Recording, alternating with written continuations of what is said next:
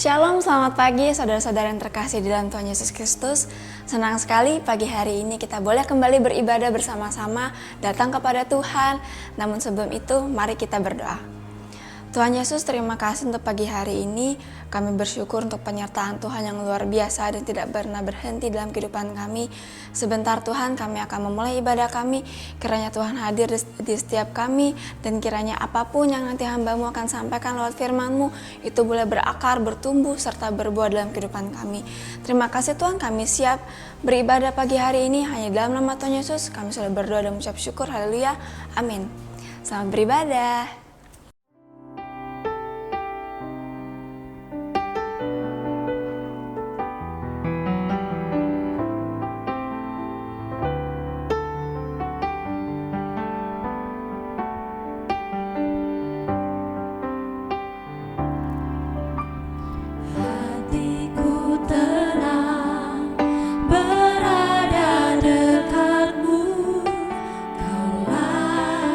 Jawaban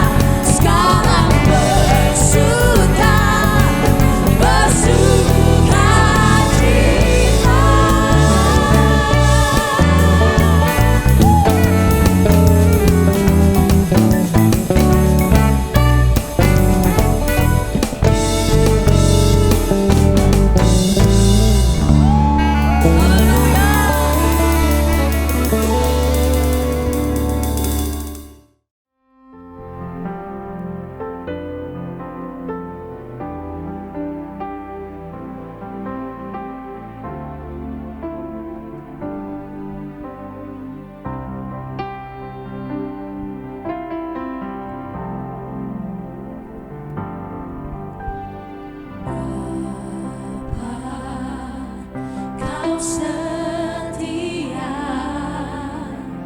Bapa, Kau mulia.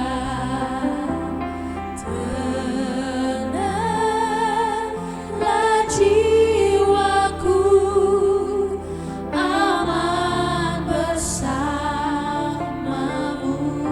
Lebih dari harta, lebih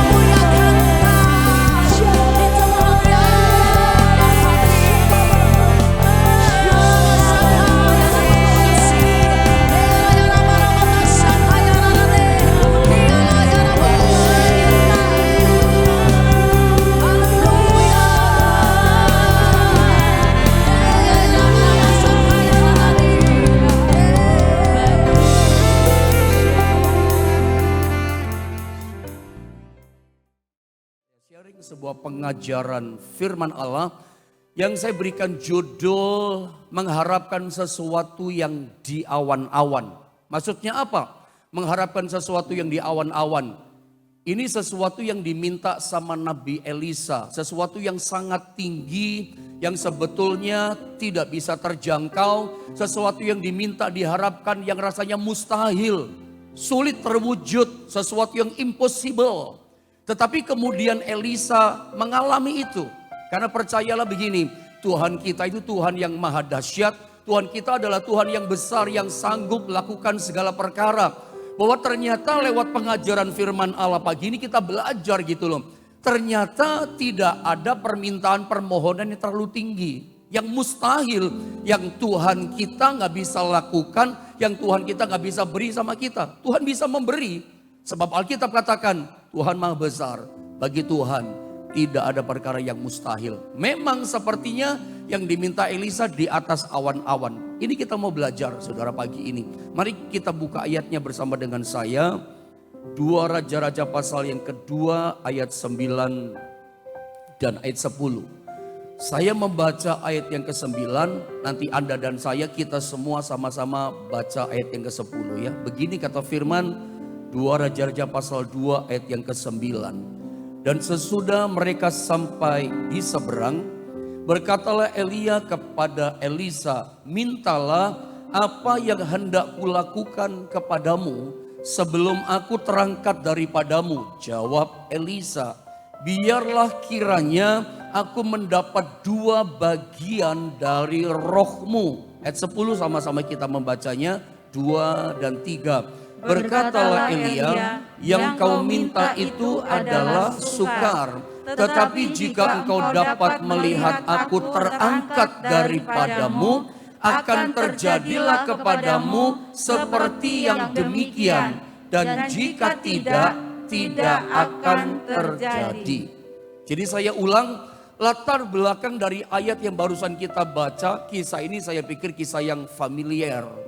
Latar belakangnya adalah Elia ini mau diangkat sama Tuhan, hidup-hidup naik ke sorga dengan kuda dan kereta berapi. Nah, Elisa ini ikut terus. Ada 50 nabi yang lain ikut tapi dari jauh. Ikut cuman dada-dada. Selamat tinggal ya Nabi Elia, selamat tinggal ya Om, selamat jalan ya, dari jauh. Tapi Elisa tidak, kita nggak bicara ininya. Elisa itu ikut terus dengan tekun, terus ikut dengan dekat. Ngikut, orang jauh punya bahasa, ngintil terus sama Elia. Nah, karena Elisa ikut terus sampai detik-detik saat akhir Elia akan diangkat naik ke sorga, maka Elia berkata begini kepada yang namanya Elisa, mintalah apa yang hendak kulakukan kepadamu. Ya, sebelum aku terangkat daripadamu. Maka Elisa menjawab begini, biarlah kiranya aku mendapat 2 bagian dari rohmu. Nah, kita mulai dari sini. Elisa meminta sesuatu kepada Elia, bahwa dia pengen yang namanya pengurapan double portion. Perhatikan, kita berangkat dari sini. Elisa minta double portion dari urapan dan roh ya yang bekerja yang dimiliki oleh Elia. Tapi mari kita lihat ya. Sebetulnya jangankan meminta pengurapan pemakaian Allah yang double porsi dalam hidupnya Elisa. Minta yang sebanding saja. Kalau Elisa dia minta pemakaian Allah, pengurapan yang sama dengan Elia saja. Itu pun sebetulnya hal yang mustahil. Yang diminta sama Elisa melayani sama saja geraknya dengan Elia. Itu hal yang sudah di atas awan-awan. Sulit saudara ya. Apalagi yang diminta sama Elisa ini double porsi loh. Tapi saya mau katakan Tuhan kita itu Tuhan yang bisa memberikan double porsi. Sudah bisa berkata amin? Tuhan kita itu maha besar, maha dahsyat. Kita belajar bahwa ternyata yang kita minta itu ternyata gak ada istilah di atas awan-awan. Alkitab selalu ajarkan kepada kita, jadilah kepadamu seperti percayamu. Ya, jadilah kepadamu seperti imanmu. Jadi sebetulnya tidak ada kata, tidak ada istilah yang kita minta itu mustahil. Sebab bagi Allah tidak ada yang mustahil. Tapi ingat Markus 9 ayat 23. Dan bagi orang yang percaya kepadanya tidak ada yang mustahil. Berkali-kali kita baca dalam Alkitab, Yesus selalu katakan gini, jadilah kepadamu seperti yang kamu percaya, jadilah kepadamu seperti yang kamu imani. Nah kita lihat sekarang, Elisa meminta sesuatu yang sepertinya dalam tanda kutip, wah yang sukar ini, sesuatu yang sulit. Tetapi ada sesuatu yang luar biasa dalam ayat yang kita baca. Saya tulis sama saudara begini, apa yang diminta oleh Elisa itu tampaknya dalam tanda kutip seperti di awan-awan. Artinya apa? Permintaan yang terlalu tinggi, impossible. Permintaan yang tidak mungkin gitu ya. Permintaan yang sukar terpenuhi, rasa-rasanya nggak bisa deh. Tetapi ada satu kalimat saudara yang diucapkan oleh Elia itu menjadi rema buat kita. Nah, berkaitan dengan yang diminta oleh Elisa yang sepertinya di awan-awan, yang sepertinya nggak mungkin. Saya mau bertanya nih sama saudara, adakah di antara saudara yang sedang doa pagi saat ini, engkau hadir bersama saya menghadap Tuhan, saya di gereja Jombang, Anda di rumah saudara masing-masing. Saya tanya sama saudara, adakah di antara saudara yang doa pagi ini, Anda punya doa, Anda punya harapan, punya kerinduan, punya mimpi yang dalam kategori di atas awan-awan. Permintaanmu sukar, permintaanmu impossible, permintaanmu gak masuk akal. Saya ulang, adakah di antara saudara yang sedang datang dalam doa pagi saat ini, ikut bersama saya menghadap Tuhan? Saudara ini punya permintaan, punya mimpi kerinduan yang sepertinya sukar terpenuhi. Permintaanmu, kerinduanmu, mimpimu, harapanmu di tahun pandemi ini, permintaan yang rasanya impossible. Tinggi banget kategorinya di atas awan-awan. Sulit terwujud. Ada saudara? Kalau ada di antara saudara yang punya kerinduan mimpi, rasanya sukar pendeta. Nah, kata-kata Elia berikutnya, itu menjadi kata kunci. Jujur saja dalam beberapa hari ini apa yang saya baca, yang saya renungkan jadi rema buat kehidupan saya pribadi. Perkataan Elia, coba Anda lihat dalam 2 Raja-Raja pasal 2 ayat 10. Ini perkataan Elia ini jadi apa ya? Menghidupkan iman saya gitu. Menjadi rema betul, membangkitkan iman saya sebagai seorang hamba Tuhan. Saya berdoa pagi ini firman Allah ini juga hidupkan, bangkitkan iman saudara. Saya berdoa dalam nama Yesus, firman Allah ini juga jadi rema buat hidup pribadimu. Apa sih yang dikatakan Elia? Yang berkaitan dengan permintaan Elisa yang dalam kategori di atas awan-awan. Kerinduannya ini terlalu tinggi. Kerinduan Elia yang dia minta, 2 bagian pengurapan daripada Elia, itu terlalu sukar sebetulnya. Tapi ada kata-kata yang jadi rema buat kita yang dilepaskan oleh hambanya yang bernama Elia. Saya baca ulang ayat 10 dalam 2 Raja-Raja pasal 2. Perhatikan kalimatnya. Berkatalah Elia, yang kau minta itu adalah sukar. Sulit sebetulnya, mustahil. Yang kau minta itu adalah sukar. Di dalam terjemahan yang lain berkata, yang kau minta itu adalah impossible. Ya. Yang kau minta itu adalah tidak mungkin. Elia loh yang ngomong. Anda tahu Elia tuh kaliber nabi yang hebat. Yang banyak melakukan mujizat dan banyak sekali mengalami mujizat. Elia pernah hidupkan orang mati loh. Kalau ada seorang hamba Tuhan, level imannya hidupkan orang mati. Itu top banget imannya. Itu pun seorang yang punya iman yang top menurut saya. Dia berkata, "Hei Elisa, yang kau minta itu mustahil, impossible. Yang kamu minta itu sukar, yang kamu minta itu gak mungkin." Adakah di antara saudara permintaanmu, doamu, kerinduanmu, mimpimu itu termasuk dalam kategori sukar, termasuk dalam kategori impossible? Lihat kata-kata Elia.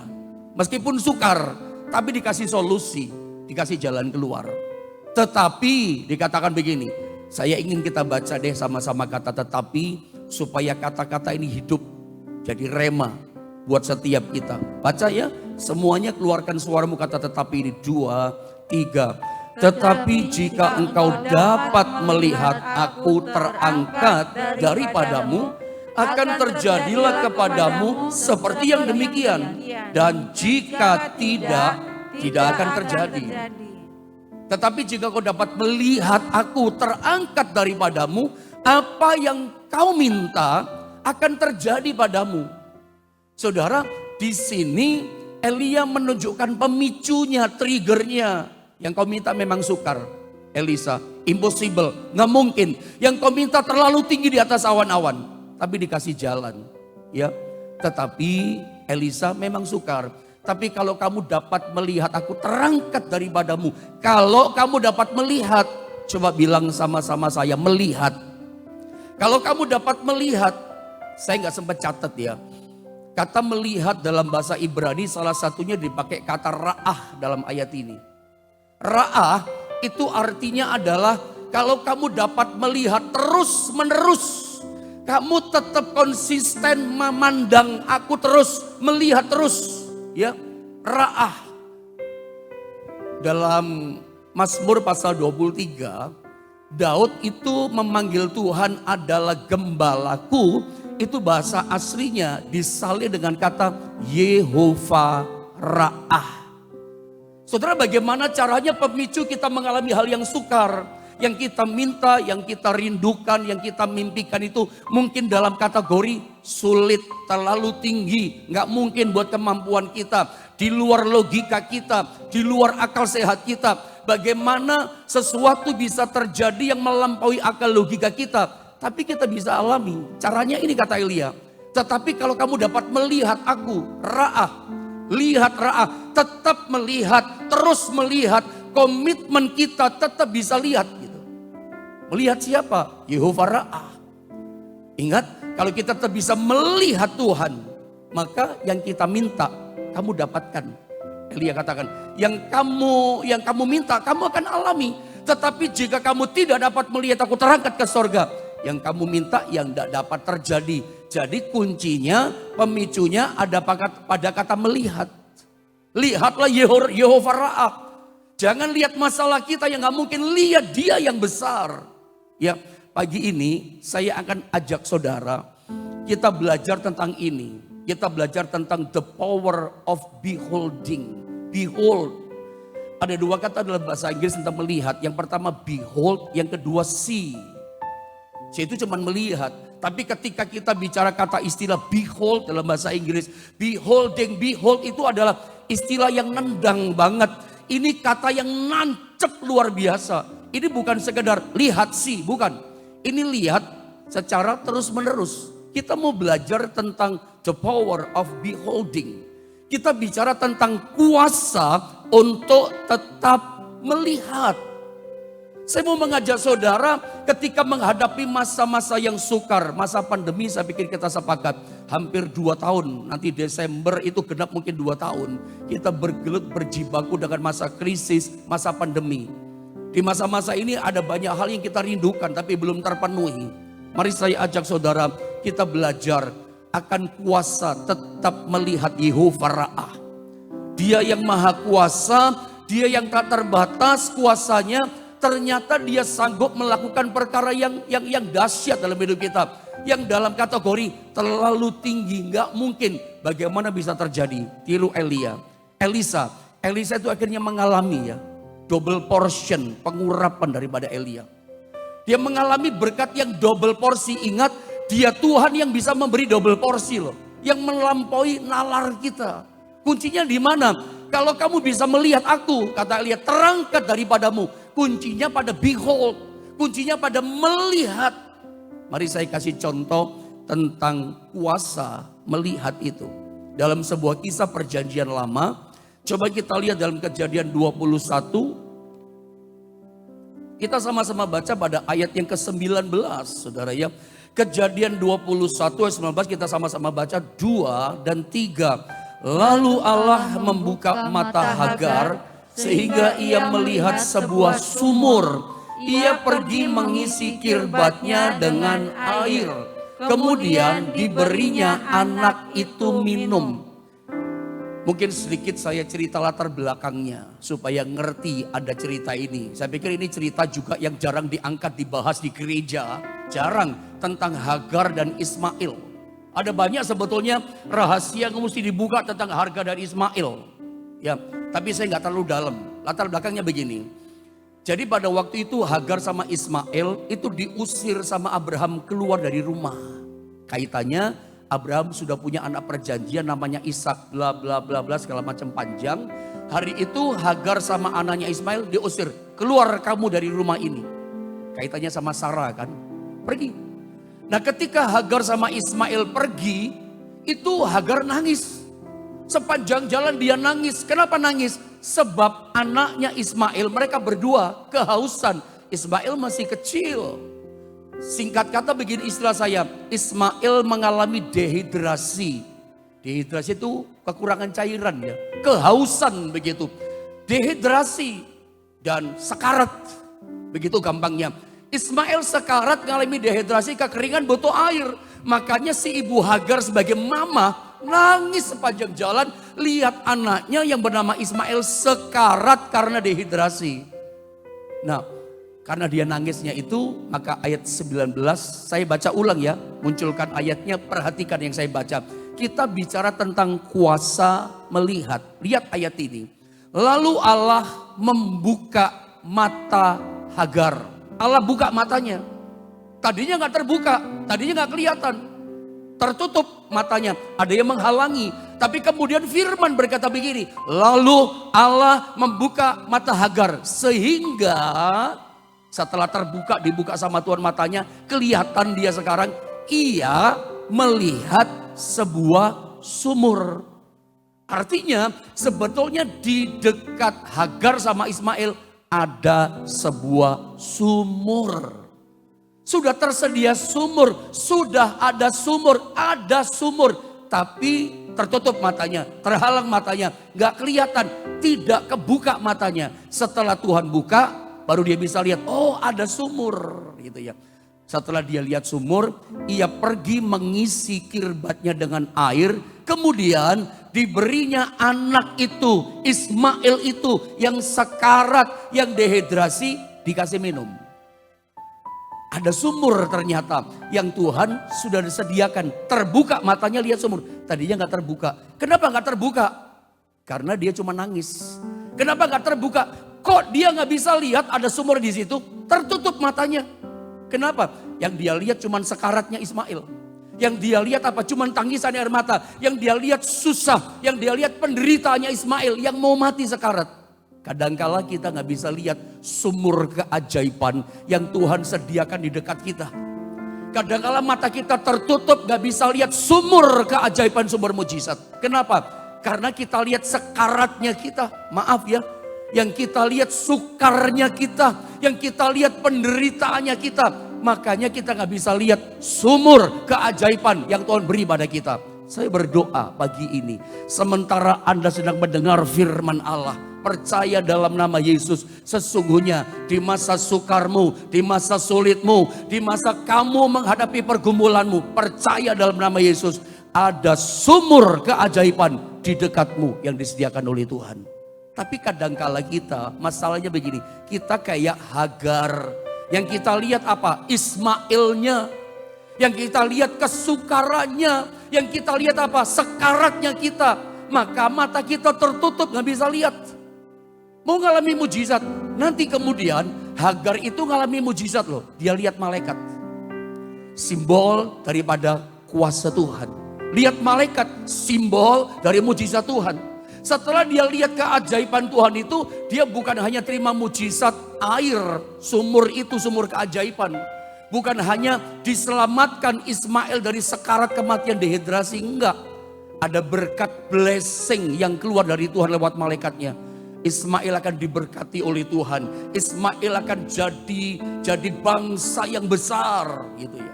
Sebetulnya bicara Ismail itu menarik loh. Ada banyak rahasia yang banyak orang gak tahu. Walaupun itu mungkin akan bertentangan bikin orang marah yang lain. Tapi ini anak Abraham loh saudara ya. Meskipun bukan anak perjanjian. Perjanjian lewat Ishak. Tapi menarik. Ismail itu karena dia adalah anak Abraham. Sehingga ada janji begini. Dia akan jadi bangsa yang besar. Akan diberkati Tuhan dengan luar biasa. Yang saya mau bilang sama saudara. Ini berkat blessing yang keluar dari Tuhan. Karena matanya kemudian melihat dibuka sama Tuhan.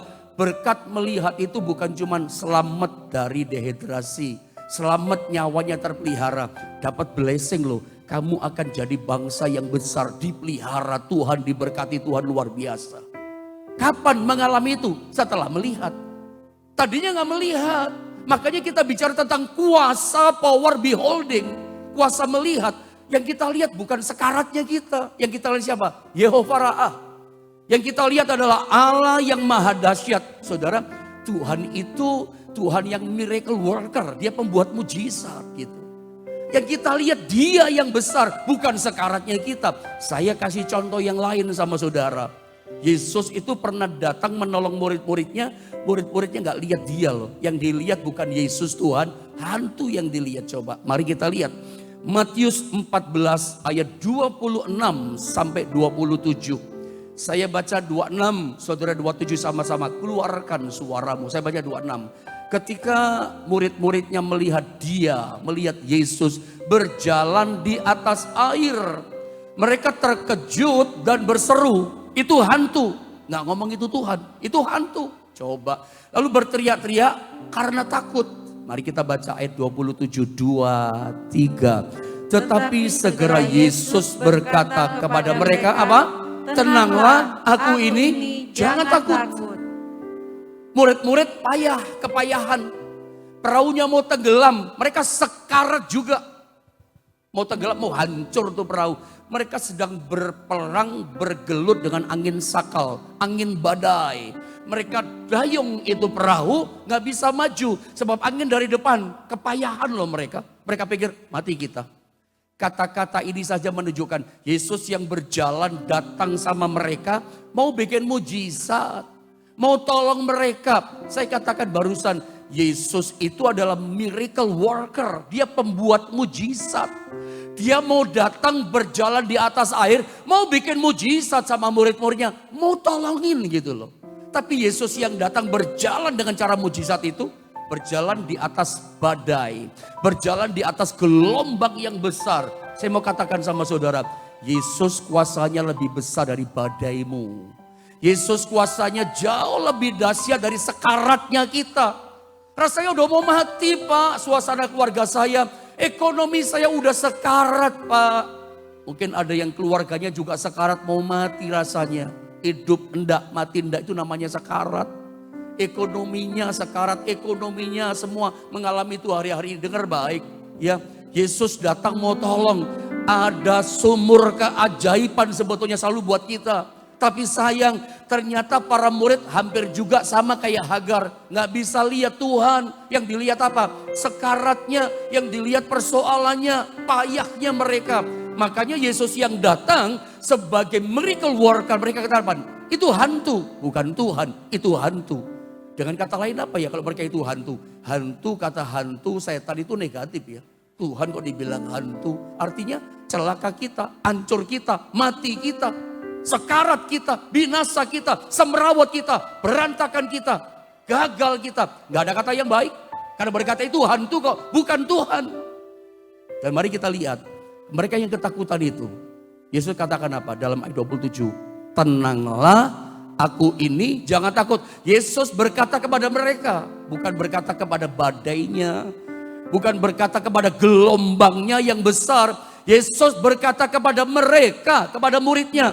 Tenang, aku loh ini jangan takut, tenang. Nanti saya terangkan sama saudara, kenapa Yesus berkata tenang. Sebab memang itu mesti jadi keputusan kita, tenang itu harus jadi pilihan kita. Tenanglah, aku ini jangan takut. Sebetulnya begini saudara ya, tenang itu sebuah keputusan. Tenang itu bukan karena kalau semuanya beres, banyak orang kan salah-salah kan. Ayo ke gereja, tunggulah nantilah pelayanan nantilah kalau saya udah tenang gitu ya. Kalau saya udah punya rumah, saya mau tanya, engkau berdoa udah dikasih rumah sama Tuhan misalnya, apa langsung tenang? Enggak.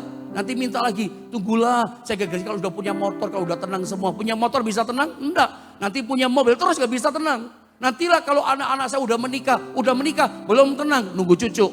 Terus begitu gak ada puasnya. Tenang itu bukan keadaan. Tenang itu bukan berarti kalau semuanya beres, utang kalau kebayar semua baru tenang. Enggak loh. Tenang itu bukan keadaan. Tenang itu bukan situasi kondisi. tenang itu keputusan pilihan kita. Aku harus tenang. Nanti saya terangkan. Kita lihat, murid-murid gak bisa lihat Tuhan. Saya tambah satu cerita dulu. Ya, lihat Lukas 24 ayat 15 sampai 16. Saya baca 2 ayat ini, Anda perhatikan. Ketika mereka sedang bercakap-cakap, ini Kleopas sama temannya pulang kampung ke Emmaus dan bertukar pikiran. Datanglah Yesus sendiri mendekati mereka, lalu berjalan bersama-sama dengan mereka. Perhatikan kalimat ini. Tetapi perhatikan, ada sesuatu yang menghalangi mata mereka, sehingga mereka tidak dapat mengenal dia. Ada penghalang di mata, nggak bisa lihat Yesus. Yesus yang bersama mereka, Yesus yang hadir bersama dengan Kleopas sama temannya, jalan sama mereka, ngobrol sama mereka, beserta dengan mereka, tapi mata mereka terhalang, nggak bisa lihat Yesus. Itu kan persis kayak kita. Yesus sedang beserta dengan keluarga kita, tapi kita berkata, kok nggak ada Yesus ya? Karena mungkin Anda melihat keluarga kita punya masalah. Atau engkau adalah orang-orang muda yang berkata, kok sepertinya masa depanku seperti ini ya. Kok Tuhan gak pimpin masa mudaku. Selalu kita itu ada penghalang, gak bisa lihat Tuhan. Kita berpikir kalau kita punya masalah, kita berpikir kalau keluarga kita belum tenang, kita pikir gak ada Tuhan beserta kita. Murid-murid bergemuruh hatinya, gelisah karena Yesus mati hari itu. Yesus yang bangkit mereka gak bisa lihat, beserta mereka loh. Ini kan ironis saudara. Yesus sedang beserta dengan keluarga kita. Yesus sedang bersama dengan pekerjaan kita. Dia sertai loh bisnis kita. Hanya karena masa pandemi, hanya karena masalah ini, itu dan segala macam yang gak pas sama kita. Ada situasi-situasi yang kita harapkan terjadi sama kita. Kita berpikir, kok gak ada Tuhan sih? Anda gak bisa lihat Tuhan. Penghalangnya apa? Masalah penghalangnya. Hatimu yang galau masalahnya. Ya, hatimu yang berombak-ombak itu penghalangnya. Nggak bisa lihat Tuhan yang jalan bersama dengan kita. Saya mau bilang kepada kamu pagi ini, dengar baik. Dalam situasi pandemi seperti apapun, ingat Tuhan sekalipun nggak pernah tinggalkan kita. Ibrani 13 ayat 5. Sekali-kali aku nggak pernah biarkan kamu. Dia ada beserta dengan kita, saudara. Cuman masalahnya kita nggak bisa lihat. Yang kita mau belajar pemicu mujizat, pemicu pertolongan Tuhan, kita harus bisa lihat dia. Lihat Yehovah Ra'ah, Tuhan gembala kita. Yehovah Ra'ah itu artinya dia yang menjadi gembala kita, dia menyertai kita, dia memimpin kita, dia menemani kita, dia di dalam kita, itu Yehovah Ra'ah. Percayalah, dia itu Ra'ah, Yehovah Ra'ah yang kita mesti lihat terus. Bukan berarti kalau ada masalah kita nggak bisa lihat dia. Tuhan yang ada bersama kita, kita bilang nggak ada. Sama kayak para murid. Saya mau terangkan ini yang terakhir sama saudara. Lihat ayat ini, Lukas 24 saudara ya. Lukas 24. Mari sama-sama kita baca 2 ayat ini. Ini saya mau tutup dengan ayat ini 2, 3. Waktu ia duduk makan dengan mereka, ia mengambil roti, mengucap berkat, lalu memecah-mecahkannya dan memberikannya kepada mereka. Keras, ketika itu terbukalah mata mereka dan mereka pun mengenal dia, tetapi ia lenyap dari tengah-tengah mereka.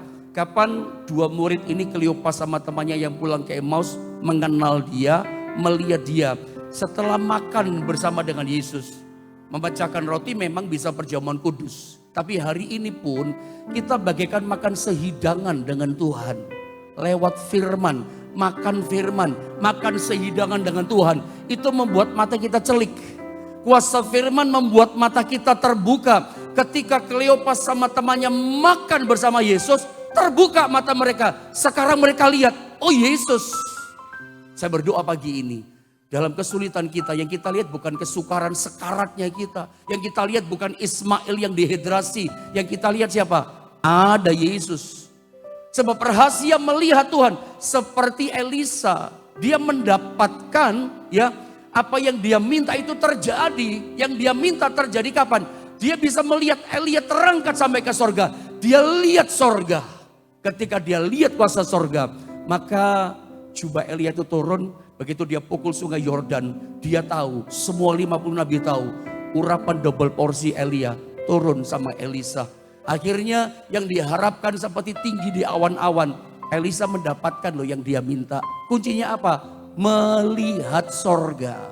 Terangkat ke sorga. Lihat Tuhan. Bukan lihat sekaratnya kita.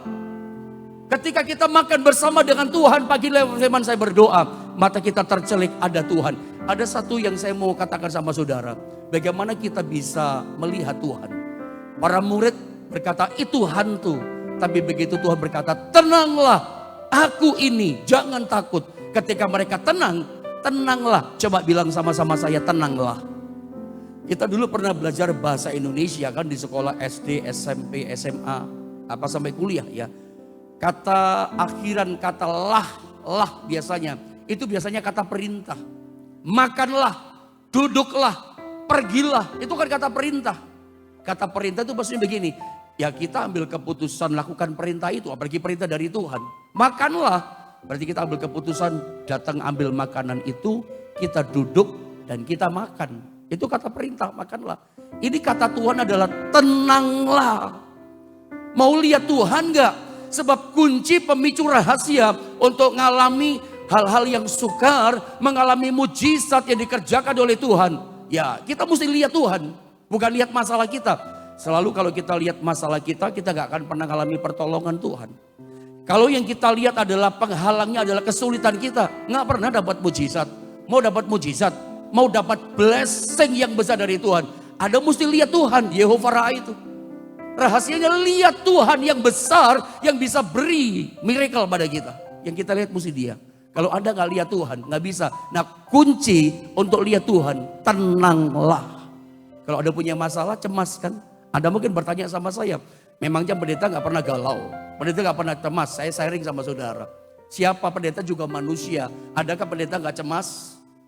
Kalau misalnya kita, saudara ya, misalnya saldo keuangan di bank kita, di rekening kita udah tipis, mesti bayar kuliah anak. Atau Anda punya keperluan-keperluan tambahan, tapi ternyata uang yang ada modal saudara di rekening saudara nggak ada. Apa Anda cemas? Apa Anda nggak khawatir? Kalau saya mau sharing sama saudara, Anda tanya, lalu bagaimana cara pendeta menenangkan diri bisa tenang? Saya sederhana, saya akan duduk diam di kaki Tuhan, saya akan menyembah Tuhan, saya biasanya akan berbahasa roh menyembah Tuhan. Atau saya akan masuk ke mobil, tidak ada orang, saya setir driver mobil, saya teriak, Tuhan tolong aku. Itu menenangkan diri saya. Ini saya pribadi, kalau saya berbagi sharing sama saudara. Karena untuk kita bisa lihat Yehova Ra, kita kuncinya cuma satu, harus tenang. Mau lihat Tuhan, tenang. Orang kalau yang dilihat masalah gak bisa tenang. Makanya hari ini badai apapun, masalah apapun. Mungkin kondisimu lagi sekarat secara kesehatan. Panik loh kalau sekarat. Ekonomi sekarat, panik juga. Tapi hari ini bikin keputusan. Saya ulangi sekali lagi. Bahwa tenang itu bukan karena keadaan. Tunggu masalah beres dulu tenang. Enggak, nanti pasti gak tenang lagi. Ada saja terus saudara ya. Nanti deh kalau sudah punya anak saya tenang menikah. Sudah dikasih anak sudah tenang? Belum, ada lagi yang diminta. Karena tenang itu bukan keadaan.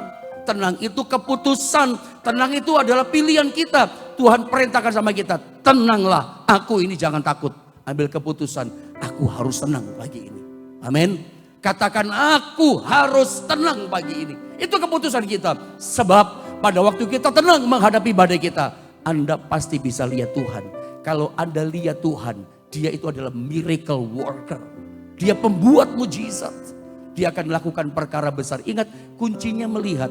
Elisa ketika melihat Elia naik sorga, dia lihat sampai sorga itu. Makanya terjadi apa? Dua bagian yang double portion itu Elisa terima. Saya berdoa pagi ini, Tuhan itu double porsi. Dia berikan blessingnya kepada kita. Perkara sukar, kuncinya adalah konsisten, tetap lihat Tuhan. Dan untuk lihat Tuhan, kita butuh tenang di dalam Dia. Gembala Sidang dan seluruh jemaat mengucapkan terima kasih untuk Pastor Johannes Naftali. Kiranya pesan firman Tuhan yang disampaikan boleh menjadi berkat dan kekuatan bagi kita semua. Jangan lupa, Papa dan Mama, ada Aba Kids akan diadakan setelah ibadah ini selesai di channel Ada Jawaban TV. Jangan lupa ya, ajak anak-anaknya untuk beribadah bersama-sama. Bapak dan Ibu, saudara-saudara yang terkasih, kami mengundang Bapak dan Ibu sebelum kita memulai aktivitas kita boleh beribadah bersama-sama memuji Tuhan di Intimacy Worship setiap hari Senin sampai dengan Sabtu jam 5 pagi. Ibadah TDG setiap hari Sabtu jam 7 malam dan ibadah tetap dilakukan secara online. Untuk informasi lebih lanjut akan diumumkan di media sosial TDG.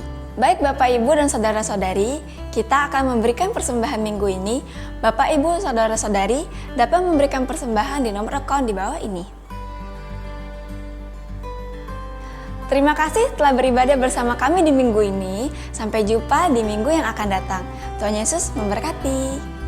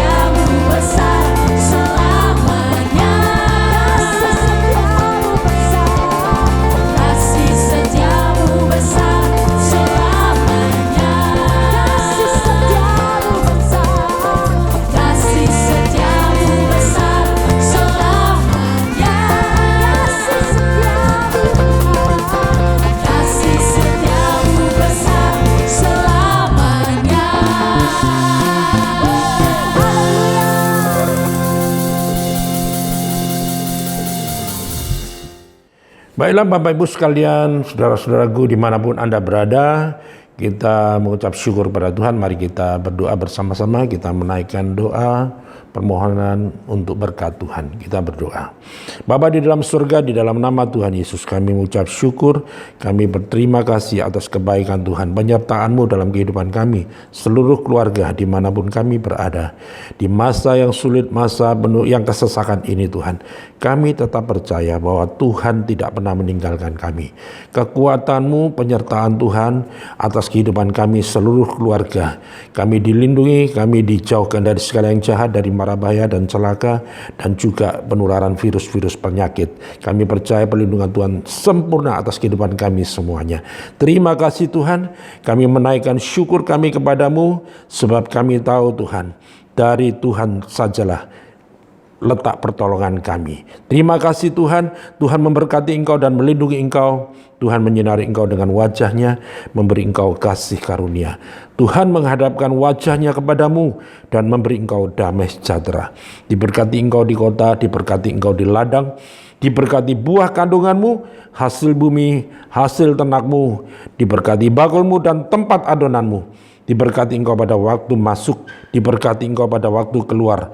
Tuhan memerintahkan berkat atasmu, dalam lumbungmu, dalam segala usahamu, memberkati engkau di negeri yang diberikan kepadamu oleh Tuhan. Tuhan menetapkan engkau menjadi umat-Nya yang kudus, dan seperti yang dijanjikannya dengan sumpah kepadamu, jika engkau berpegang pada perintah Tuhan dan hidup menurut jalan yang ditunjukkannya, maka semua berkat-berkat ini akan datang kepadamu dan menjadi bagianmu jika engkau mendengarkan suara Tuhan dan melakukan kehendak Bapa dengan setia.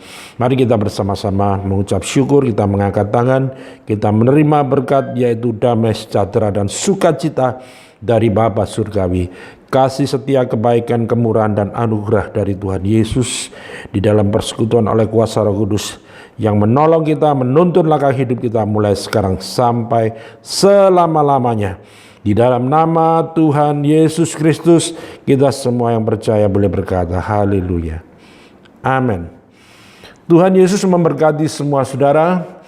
Selamat hari Minggu, selamat beraktivitas bersama dengan keluarga masing-masing di rumah. God bless you.